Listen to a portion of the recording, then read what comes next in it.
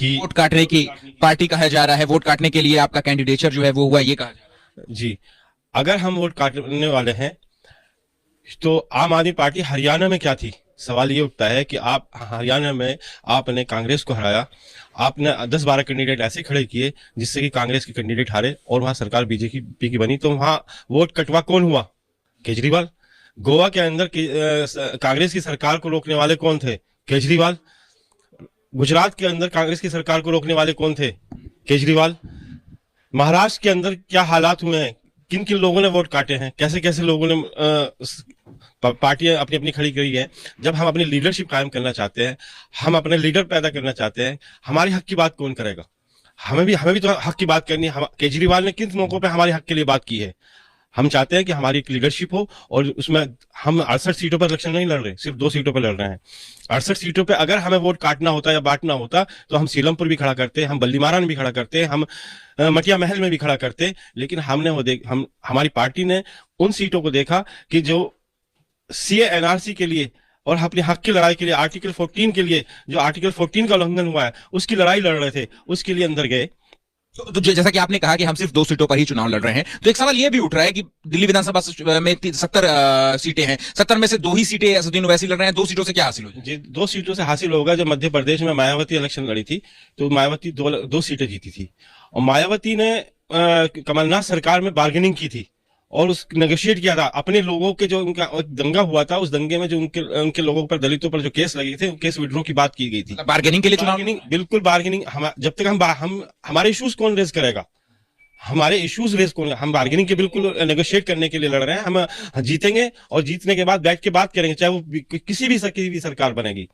हम ये नहीं कहते कि हम सारी सीटें जीतेंगे, हम सारी सीटों के लिए नहीं लड़ रहे हैं, हम सिर्फ 2 सीटों के लिए लड़ रहे हैं। हम दिखाना चाहते हैं कि हमारा वोट बैंक, जो हमारी जो वोट है फालतू की नहीं है, जो हमारी वोटों को ठग लिया जाता है, इसलिए हम वोट नहीं करते हैं। मैं यहाँ पर ओखला के कई लोगों से मैं बातचीत कर रहा था और उनका भी, उनकी आवाज में आपको बता रहा हूं कि उनके अंदर कहीं ना कहीं एक ये भी डर है कि अगर वो एमआईएम के साथ जाते हैं तो कहीं ना कहीं जो मुस्लिम वोट है वो तकसीम हो जाएगा, बट जाएगा अलग अलग पार्टियों में, एक जगह पे मुत्तहिद होकर के एक जगह पे वोट नहीं पड़ेगा। तो इसका भी क्या आपको लगता है कि डर है कि कहीं मुस्लिम वोट अगर बढ़ता है तो आपको नुकसान होगा? सिर्फ मुसलमानों ने ही ठेका नहीं लिया बीजेपी को हराने का। बीजेपी को हराने का मुसलमानों का ठेका नहीं है। अगर बीजेपी गलत कर रही है तो उसकी सबकी, पूरे हिंदुस्तान के अवाम की, सबकी अवाम की जिम्मेदारी बनती है कि उसको हरवाए। अगर कांग्रेस गलत कर रही है तो कांग्रेस को जिम्मेदारी बनती है, कांग्रेस को हरवाया जाए। केजरीवाल ने क्या दिया है? कांग्रेस ने क्या दिया है? हमें तो सबने ठगा है। सवाल ये उठता है कि जिन लोगों ने हमें ठगा है, फिर हम उन्हीं की तरफ जाएंगे तो हम ये पॉसिबल? आपने जब ये मालूम किया है कि मतलब वोट का बंटवारा हो रहा है, जब ये लोग, तो ये भी जाना होगा कि यहाँ पर किस कैंडिडेट की क्या इमेज है, ये भी बहुत अच्छे से आपने जाना होगा और दिल्ली में भी जाना होगा आपने।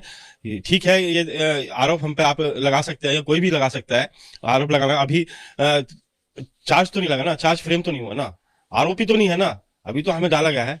अब देखते हैं आगे क्या होता है। मैं इस टॉपिक पे 5 साल बाद केस से रिलेटेड कोई बात नहीं करना चाहता मैं कोर्ट के इंस्ट्रक्शन को बहुत अच्छे से समझता हूँ। मैं इस पर कोई बात नहीं करना चाहता। 5 साल बाद अगर कैंपेनिंग आपकी कैसी गुजर रही है, क्योंकि कस्टडी पर रोल दी गई है, तो क्या क्या चैलेंजेस आपके सामने आ रहे हैं और किस तरीके से आप लोगों के साथ जा रहे हैं और कनेक्ट कर रहे हैं? देखिए, मेरी टीम और जामिया की आवाम बहुत अच्छे से इलेक्शन लड़ा रही है, कोई चैलेंज नहीं हमारे लिए। हमने 5 साल नहीं, हमने 20 साल से यहाँ एक प्यार और मोहब्बत का बीज बोया है और प्यार और मोहब्बत से लोगों से मिले हैं, खुलूस से मिले हैं और जिन लोगों ने हमसे काम के लिए कहा, काम किया है, तो इस चीज़ की हमें बिल्कुल फिक्र नहीं है। हमारी टीम, हमारे लोग काम कर रहे हैं, बहुत अच्छी मेहनत कर रहे हैं, आवाम हमारे साथ है, इंशाल्लाह कामयाबी मिलेगी। एक आखिरी सवाल है कि ये भी कहा जा रहा है कि अगर जीत जाते हैं आप, तो फिर उसके बाद आपको रेगुलर बेल तो नहीं मिली, नहीं है, कैंपेन की बेल मिली है, तो वापस जेल जाना होगा, तो यहाँ के जो मुद्दे हैं उनको उठाने के लिए कौन होगा? देखिए, केजरीवाल साहब ने तो जेल से पूरे दिल्ली चलाई है। केजरीवाल साहब ने तो जेल से, वो तो रिजाइन नहीं किया, मुख्यमंत्री बन के जेल से पूरी दिल्ली को चलाया है। मेरे तो यहाँ टीम है, एक छोटी सी कॉन्स्टिट्यूंसी है, मैं यहाँ पूरी टीम है, टीम मेरा काम कर रही है, टीम ही मेरा इलेक्शन लड़ा रही है और टीम ही चलाएगी। सारे मुद्दे भी वही रेज करेंगे, वही काम कराएंगे, पहले से काम कराता है। मेरे साथ, हमारे साथ जितने लोग हैं सब सोशल वर्कर हैं, सब एक दूसरे के काम करने के साथ खड़े रहने वाले लोग हैं। हमारे साथ डीलर नहीं है, हमारे साथ लीडर हैं, सोशल वर्कर है। जमीन साथियों, सफीउर रहमान का एबीपी न्यूज पर एक धमाकेदार इंटरव्यू, जिसमें उन्होंने कहा कि मैं जेल के और एनआरसी के टेस्ट पर कोई बात नहीं करूंगा।